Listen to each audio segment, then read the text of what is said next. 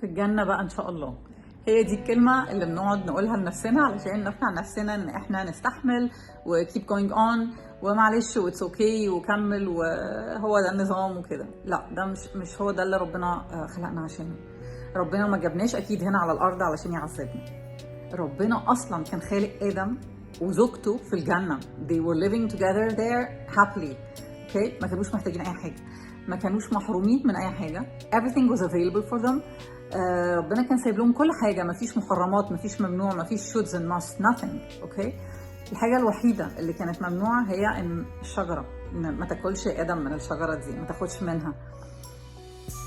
آدم غلط في إيه؟ غلط إن هو أكل من الشجرة؟ لا. الغلطة الحقيقية اللي آدم غلط فيها كانت إن هو نسي.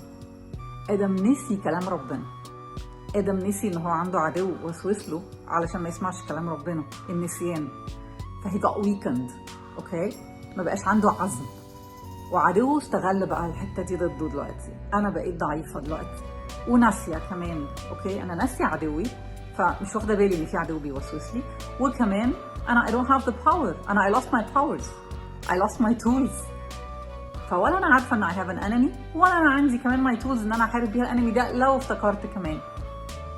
All what we need to do is إن إحنا نفهم إن ما ينفعش نخلي our needs to keep controlling us ولا إن إحنا we keep bearing it تحت شعار الصبر و it's okay ونستحمل الأذية، نستحمل الحرمان، نستحمل ال deprivation، نستحمل ال scarcity.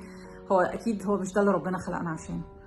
اوكي؟ البيزك نيدز بتاعتنا these are needs to be fulfilled. دي حاجات ربنا already مديها لنا. he gave us the right to have them. مش محتاجين ان احنا نتعذب. ربنا مش جايبنا هنا يعذبنا. احنا كل اللي احنا محتاجين نعمله ان احنا we just remember. we need to remember who we are. we need to go back to ourselves. محتاجين ان احنا نبقى فاكرين ونعرف ان احنا نفتكر اللي احنا نسيناه. احنا موجودين هنا مش عشان نتعاقب على فكرة. احنا موجودين هنا لان احنا اتحطينا في سيستم due to ان احنا اخلنا من الشجرة دي، فبالتالي بقينا ناقصين زي ما يكون حد عيان فبيتحط في سيستم علاج.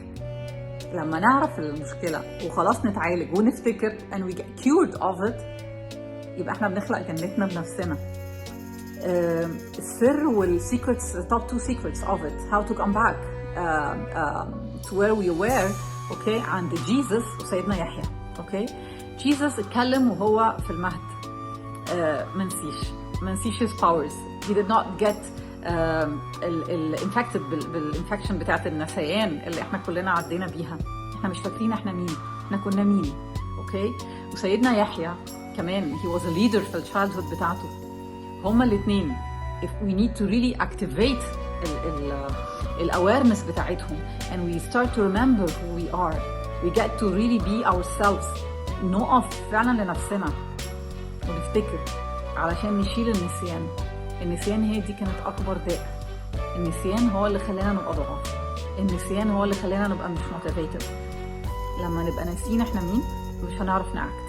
when we remember who we are حقيقي ونبقى عارفين our powers and we stand up for it and in it ساعتها بس ممكن نرجع تاني الجنة على الأرض.